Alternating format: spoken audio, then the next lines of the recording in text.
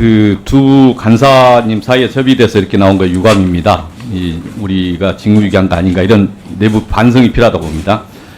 이번에 두 간사님 협의한 내용에 대해서 저희 적절한가에 대한 의문을 좀 제기합니다. 특히 징계를 하지 않겠다라는 것이 맞나, 감사원의 감사 요구 또 실제 징계까지 직접 고려해야 되지 않나 이렇게 봅니다.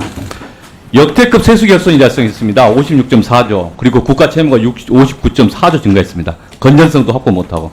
작년에 적자성 채무가 47.4조 증가했습니다. 일반 회계 적자 보존한 채무는 54.3조 증가했습니다.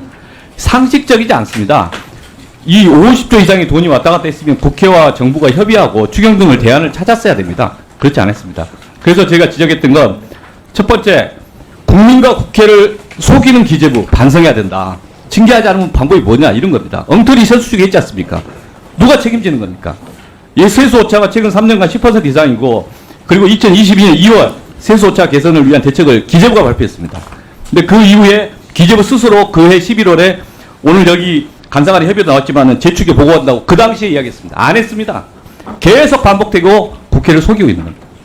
그 당시에 예결특위에서 이야기했지만 2.5%를 전제로 해서 세입 예산을 만들었습니다. 그런데 그 이후에 그해 연말에 1.7% 기재부가 발표합니다. 그리고 나서 세수 오차가 그 정도 발생한 거 아닙니까?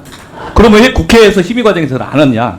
계속 안 했습니다. 작년에도 안 했습니다. 올해도 30조 세수가 발생하고 있지 않습니까?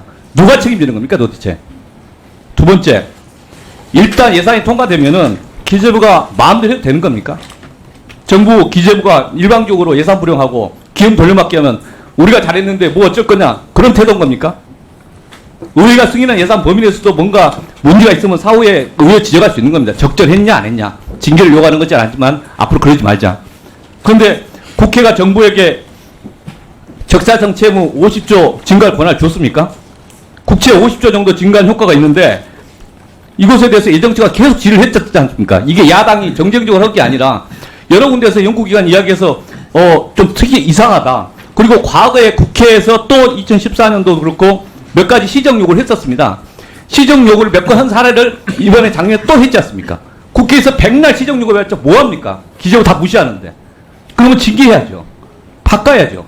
기재부 장관도 예결특위에서 이야기했지 않습니까? 책임지겠다고. 어떻게 책임지는 겁니까? 말만 책임지는 겁니까? 이건 시정으로 나와 있습니다. 그런데 저희가 징계로 요구하는 것들은 세수호체에 대한 근본 대책이 마련되지 않았기 때문에 국민을 속였다 이렇게 하는 거고, 간획 추경했냐 안 했냐 또는 지방세 교부금 일방적 미교부 공작기부 등 전부 다 이런 관련된 것이었습니다. 도대체 이것은 그냥 문제가 아니다. 감사원을 하여금 전반적인 기금 돌려받기 그리고 관련 규정 위반 여부 등에 대해서 조사를 할 필요가 있다. 이 지점에 대해서 의원님들 함께, 이건 국회의 역할의 문제입니다. 이건 여야 문제가 아니라 국회가 지금 역대급 세수 교섭이 반복되는데 이 점에 대해서도 문제되게 하지 않고 똑같이 옛날처럼 시정 요구한다면 국회가 왜 존재하는가? 이건 다시 한번 의원님들께서 숙고해 주십사. 당부 부탁드립니다. 예, 수고하셨습니다. 최기상 위원님. 네, 질문해 주십시오.